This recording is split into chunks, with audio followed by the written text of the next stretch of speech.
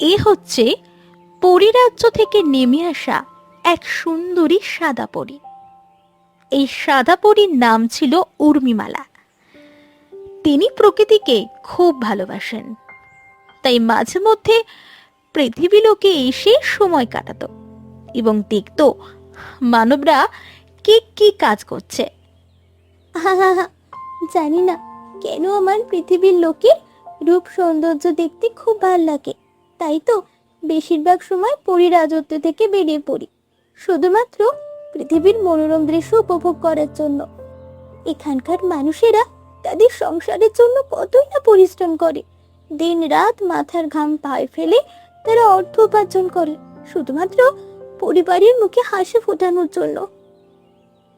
এই কথা বলে সাদা পরী বনের মাঝে চলে আসে এবং প্রকৃতির চারপাশ ভালো করে ঘুরে দেখে। চারিদিকে শুধু ছিল সবুজের সবুজ দিয়ে ঘেরা, যা পরীকে খুব মুগ্ধ করে। এভাবে সাদা পরী বেশ কিছুক্ষণ প্রকৃতির মাঝে সময় কাটায় এবং ধীরে ধীরে সন্ধে হয়ে আসে। সন্ধে হয়ে এসেছে, আমাকে যে এখনই পরিরাজ্যে ফিরে যেতে হবে, কিন্তু আমার যে কিছুতেই যেতে ইচ্ছে করছে না। মনে হচ্ছে আর একটু থেকে গেলেই ভালো হতো, কিন্তু আমাকে যে এখন যেতেই হবে, তা না হলে আমার মা যে খুব দুশ্চিন্তা করবে। এই কথা বলে সাদা পরী সেখান থেকে উড়ে উড়ে চলে যায়। সাদা পরী যে গ্রামে ঘুরতে আসতো, সেই গ্রামেই সুভাষ তার মেয়ে রাইমাকে নিয়ে বসবাস করত। রাইমার বয়স ছিল 18। তবে দুঃখের বিষয় এই যে রাইমার চোখে কিছুই দেখতে পেত না। এই কারণে রাইমা সব সময় দুঃখী হয়ে থাকত। আর সুভাষ ছিল খুবই পরিশ্রমী এক ব্যক্তি। তিনি কাজকে খুব ভালোবাসেন, তাই সব সময় কাজ নিয়ে থাকত আর চিন্তা করত যে কিভাবে তার মেয়ে রাইমার চিকিৎসা করবে। বাবা, বাবা, তুমি কোথায়? এই যে মা, এই যে আমি তোর সামনেই বসে রয়েছি। দেখেছো বাবা, তুমি আমার সামনেই বসে আছো, অথচ আমি কিছুই দেখতে পাচ্ছি না। আমার যে খুব কষ্ট লাগে বাবা। আমি কি কখনো ভালো হব না? আগের মতো কি আর কিছুই দেখতে পারবো না? রাইমার এরূপ কথা শুনে সুভাষ খুব কষ্ট পায়। মারে, মানে মা, তুই এমন করে কাঁদিস নে মা, এমন করে কাঁদিস নে, কারণ তোর চোখের জল যে আমি একদম সহ্য করতে পারি নে রে মা। দেখিস, তুই ভালো হয়ে যাবি আর আগের মতো সব কিছু ভালোভাবে দেখতে পারবি রে মা। আমি যেভাবেই হোক অর্থ উপার্জন করে তোর চিকিৎসা করাবো। জমিদার বাবুর কাছ থেকে কিছু টাকা ধার নিয়ে টমেটো গাছ লাগিয়েছিলাম, আর সেই টমেটো যদি ভালো দামে বিক্রি করতে পারি তাহলে প্রথমে আমি ডাক্তার বাবুর সাথে কথা বলে তারপর না হয় জমিদার বাবুর টাকা পরিশোধ করব। কিন্তু কিন্তু বাবা, আমি যে শুনেছিলাম জমিদার বাবু মানুষটা বেশি সুবিধার না। হ্যাঁ হ্যাঁ, তুই ঠিকই শুনেছিস, তবে এ ছাড়া যে আমার কোনো উপায় নেই। তাছাড়া জমিদার বাবুকে হয়তো বুঝিয়ে বললে অবশ্যই শুনবে। আচ্ছা মা, তবে আমি এখন আসি। অনেক দিন থেকে টমেটো খেতে যাওয়া হয় না, একবার দেখে আসি গে। বেশ বাবা, যাও, তবে তাড়াতাড়ি চলে এসো।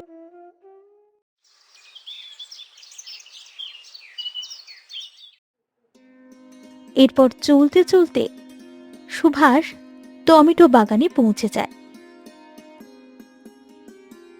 আরে আরে আরে, আমার খেতে দেখছি কি সুন্দর টাটকা টাটকা লাল টুকটুকে টমেটো হয়েছে, দেখে দারুণ ভালো লাগছে। ভগবান হয়তো আমার কথা শুনেছে, এখন বাজারে টমেটোর ভালোই চাহিদা রয়েছে। যদি আমি ভালো মতন বিক্রি করতে পারি তাহলে বেশ কিছু অর্থ উপার্জন করা যাবে। ঠিক সেই সময় গ্রামের জমিদার এক সহকর্মীর সাথে সেখানে আসে। এ কি জমিদার বাবু, আপনি এখানে? হ্যাঁ রে, আমি অনেক দিন তো তোর সাথে কোনো দেখা সাক্ষাৎ হচ্ছে না, তাই ভাবলাম দেখা করে আসি। তা বলছি যে আমার কাছ থেকে তো টমেটো ক্ষেত করার জন্য টাকা ধার নিয়েছিলিস, এই কথা কি ভুলে মেরেছিস? না না জমিদার বাবু, আমি কিছুই ভুলিনি, সব কিছু মনে আছে, কিন্তু আমি এখনো পর্যন্ত কোনো টমেটো বিক্রি করিনি।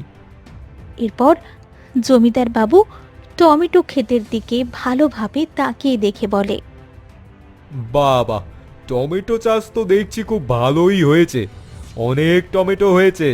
শোন, এই টমেটো সব বিক্রি করে আগে আমার টাকা পরিশোধ করে দিস, কেমন?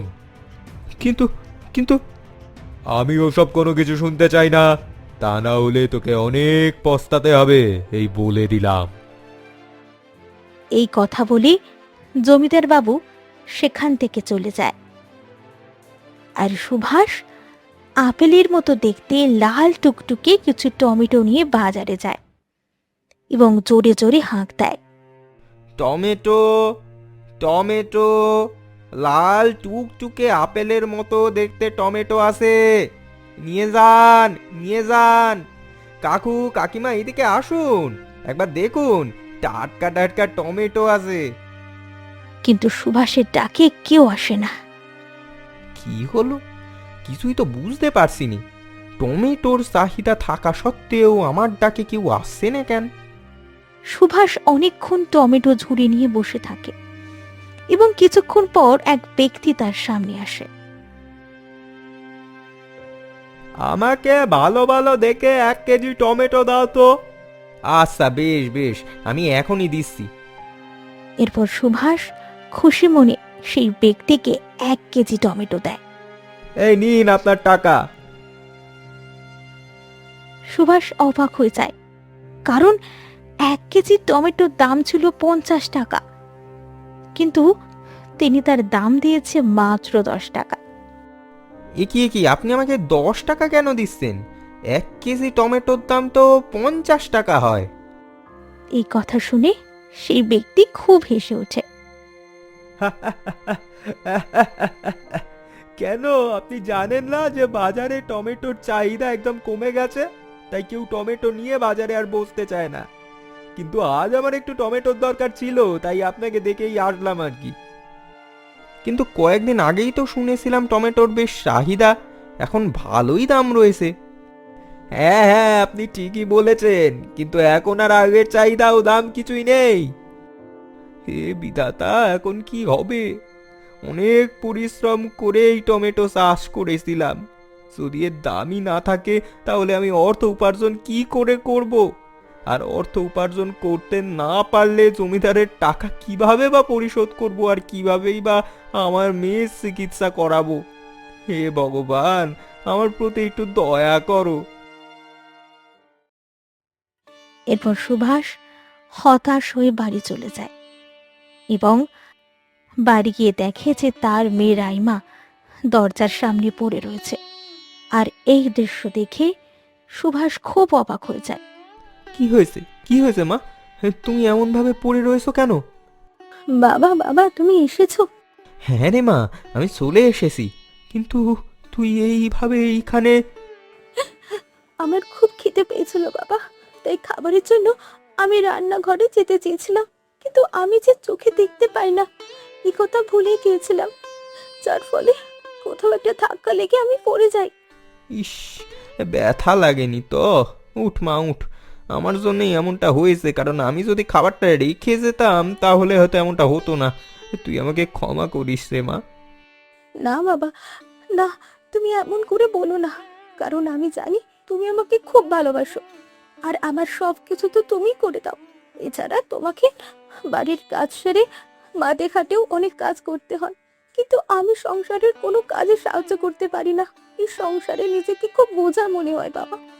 তোকে কতবার করে বলেছি এরকম কথা মুখে আনবি নে, কারণ তুই আমার কাছে মোটেই বোঝা নয়। আচ্ছা বাবা, তোমাকে একটা কথা বলবো? হ্যাঁ রে মা, বল, তুই আমাকে কি বলতে চাস, বল। তুমি বলেছিলে আমার চোখের চিকিৎসা করাবে এবং আমি সব কিছু দেখতে পাবো। আমার চেয়ে তোমাকে খুব দেখতে ইচ্ছে করে বাবা। তাই হবে মা, তুই আমাকে অবশ্যই দেখতে পারবি। এখন এই সব কথা ছাড়, চল আগে কিছু খেতে দি তোরে। এভাবে বেশ কিছুদিন কেটে যায়। একদিন সাদা পরী উড়তে উড়তে সুভাষের টমেটোর বাগানের সামনে চলে আসে।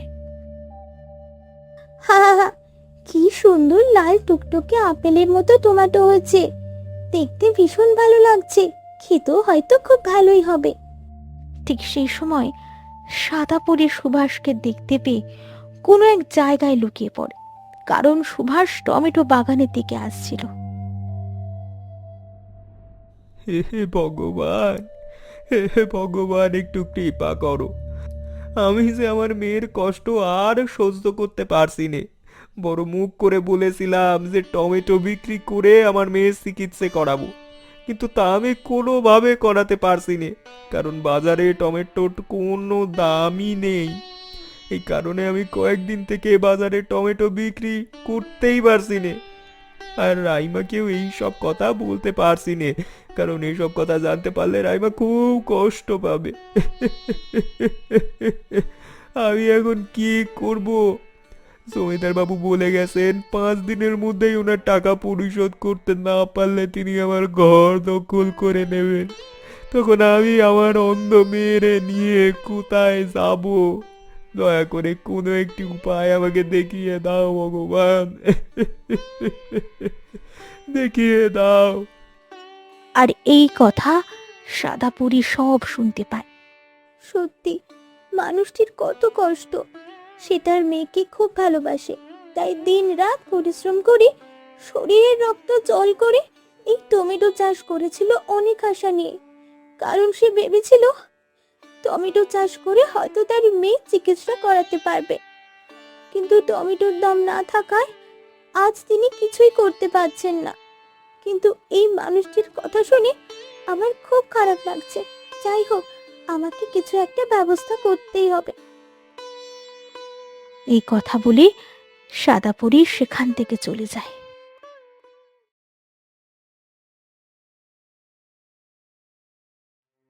এবং রাত যখন গভীর, তখন পরী সুভাষের টমেটো খেতে আসে এবং সাদা পরী তার জাদুর লাঠির সাহায্যে ঝিলমিল আলোর মাধ্যমে কিছু একটা করে যায়।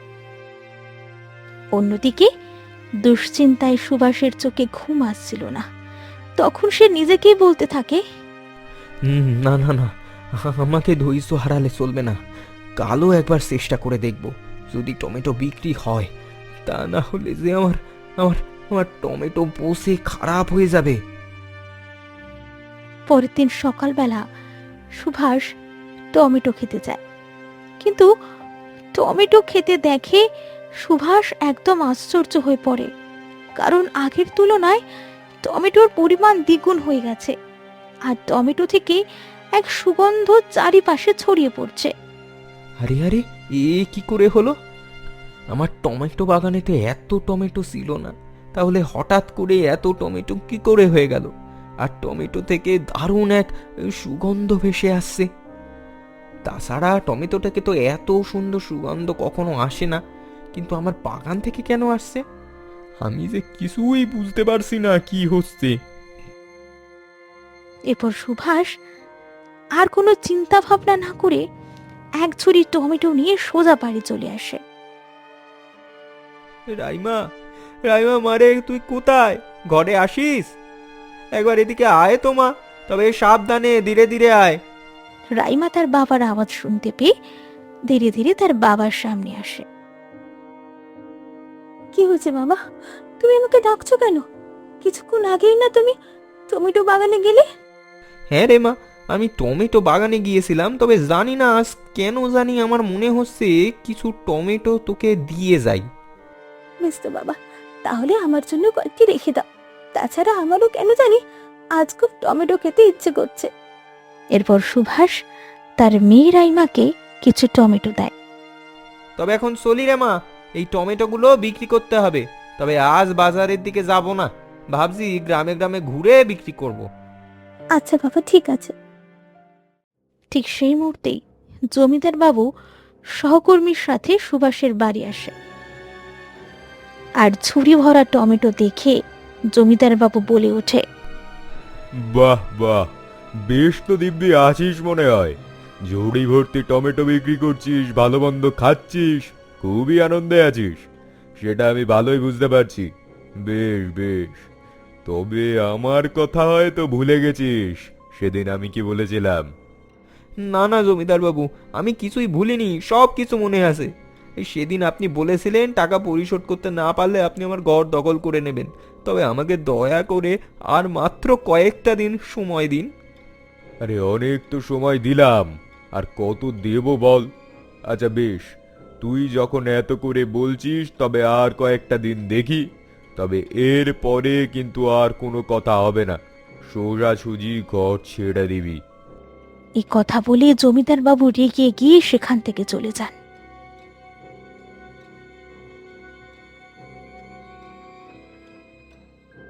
বাবা বাবা, জমিদার বাবু এসব কি বলে গেল? আমাদেরকে ঘর ছেড়ে দিতে হবে? না না মা, এই সব কিছু না, তুমি এখন ঘরে যাও আর সাবধানে থাকো। এরপর সুভাষ টমেটো নিয়ে গ্রামে গ্রামে বেরিয়ে পড়ে। তবে অন্য দিনের তুলনায় আজকের দিনটি একদম অন্যরকম ছিল, কারণ আজ আর কাউকে টমেটো নেওয়ার জন্য ডাকতে পর্যন্ত হয়নি। গ্রামের সবাই টমেটোর সুগন্ধে মোহিত হয়ে সুভাষের কাছে আসে। বাবা, আমাকে হাফ কেজি টমেটো দাও তো, মনে হচ্ছে তোমার টমেটো গুলো থেকে খুব সুস্বাদু হবে, কারণ টমেটো থেকে খুব সুন্দর সুগন্ধ ভেসে আসছে দেখছি। হ্যাঁ হ্যাঁ, এই নিন। আমাকেও দাও। হ্যাঁ হ্যাঁ, দিচ্ছি।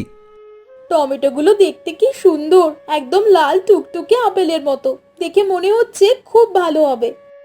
এভাবে একে একে সবাই সুভাষের কাছ থেকে টমেটো কিনতে শুরু করে এবং দেখতে দেখতে সুভাষের সব টমেটো এক নিমিষে বিক্রি হয়ে যায়।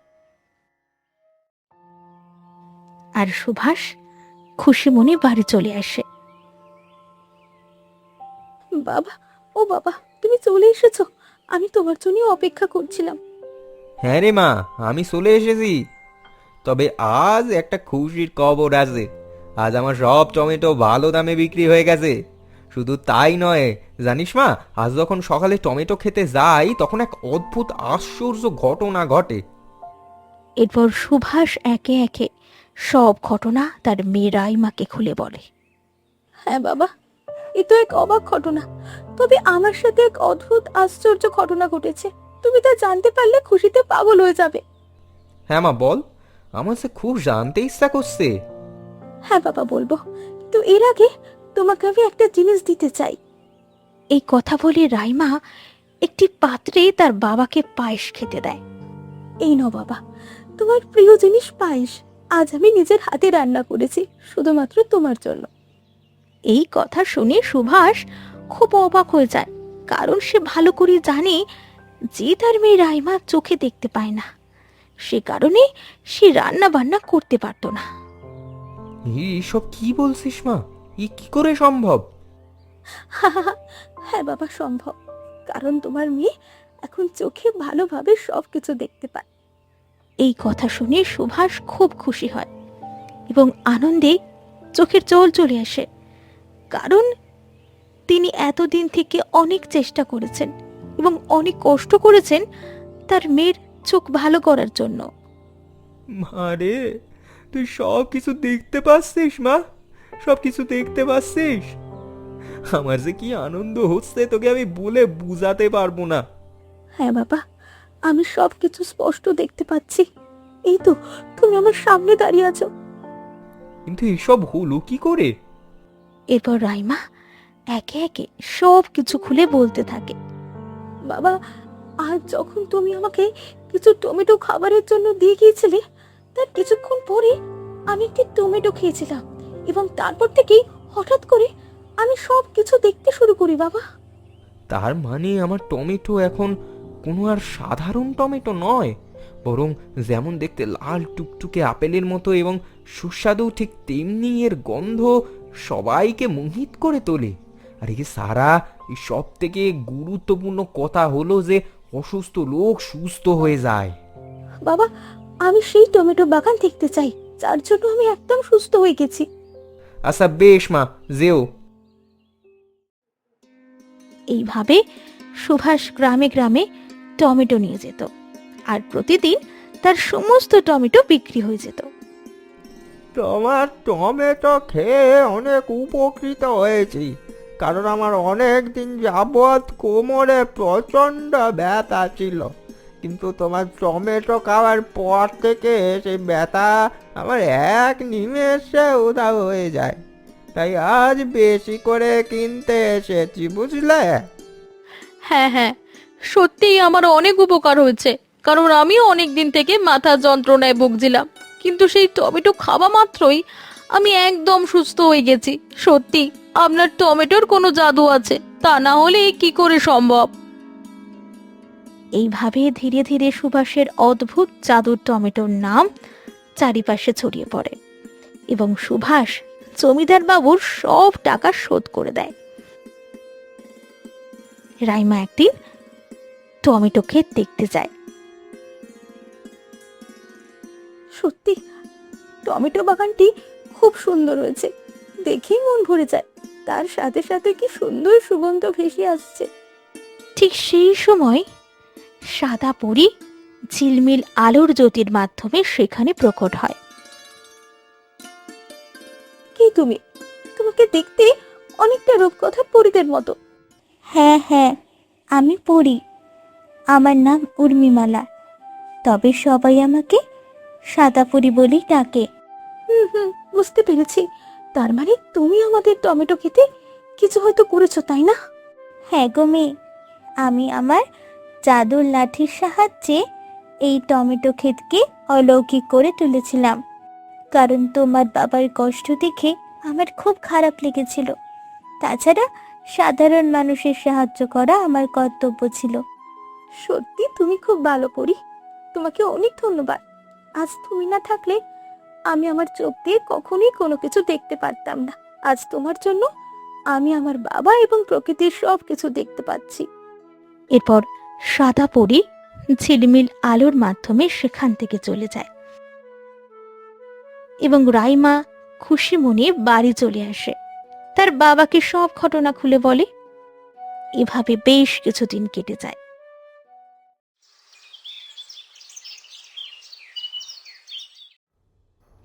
অন্যদিকে জমিদারের ছেলে রনি খুব অসুস্থ হয়ে পড়ে। জমিদার বাবু তার ছেলে রনির জন্য অনেক চিন্তিত ছিলেন। তখনই জমিদারের সহকর্মী বলে ওঠে, বাবু, আপনি সুভাষের কাছে একবার গিয়ে দেখতে পারেন। কেন রে? আমি ওই সুভাষের কাছে কেন যাব? কেন বাবু, আপনি জানেন না? সুভাষের বাগানের টমেটো যেই খায় সেই একেবারে সম্পূর্ণ সুস্থ হয়ে যায়। এ কেমন কথা? তুই হয়তো পাগল টাগল হয়ে গেলি, তাই নেশার ঘরেও ভুলভাল বকছিস নাকি? না না বাবু, আমি পাগল টাগল হইনি, আর নেশার ঘরে ভুল ভালো বলিনি। আমি একদম ঠিক আছি। তাছাড়া আপনি গ্রামের সবার কাছ থেকে একবার শুনেও নিতে পারেন, কারণ গ্রামের সবাই উপকৃত হয়েছে। তাছাড়া আমি নিজেও অনেক উপকৃত হয়েছি, এই জন্য আপনাকে বললাম আপনি একবার গিয়ে দেখতে পারেন। আচ্ছা বেশ, তুই যখন এত করে বলছিস তবে একবার গিয়ে দেখি। তাছাড়া আমার ছেলের এরকম অবস্থা দেখে আমারও একদম আর কিছুই ভালো লাগছে না। এরপর জমিদার বাবু তার ছেলে রনিকে নিয়ে সুভাষের বাড়ি যায়। রনি সেই টমেটো খেয়ে একদম সুস্থ হয়ে যায়, আর এ দেখে জমিদার বাবু খুব খুশি হন। বাবা, বাবা, আমি একদম সুস্থ হয়ে গেছি। আমার আর কোনো কষ্ট লাগছে না। আমি ভালো হয়ে গেছি বাবা। সুভাষ, তুমি আমাকে পারলে ক্ষমা করো, কারণ আমি তোমার সাথে অনেক খারাপ ব্যবহার করেছি শুধুমাত্র নিজের স্বার্থের জন্য। আজ আজ আমার সত্যি খুব লজ্জা লাগছে। না না জমিদার বাবু, আমি কিছু মনে করিনি। সুভাষ, আজ তোমার কাছে আমি একটি জিনিস চাইবো, তুমি দেবে? হ্যাঁ হ্যাঁ, বলুন জমিদার বাবু, আমি আপনাকে কি দিতে পারি? যদি তোমাদের কোনো আপত্তি না থাকে তবে তোমার মেয়ে রাইমাকে আমার ছেলের বউ করতে চাই। আমার মেয়ে আপনার বাড়ির বউ হবে, তো এ তো খুব খুশির কথা। এতে আমার কোনো আপত্তি নেই। কিরে মা, তুই কি বলিস? বাবা, তুমি যা বলবে তাই হবে। তাছাড়া তোমার খুশিতে আমার খুশি। তুমি যা করবে আমার ভালোর জন্য করবে। এই বিয়েতে আমার কোনো আপত্তি নেই। এভাবে রাইমা রনির সাথে বিবাহে আবদ্ধ হয়। এবং সবাই সুখে শান্তিতে আনন্দে মিলেমিশে থাকে।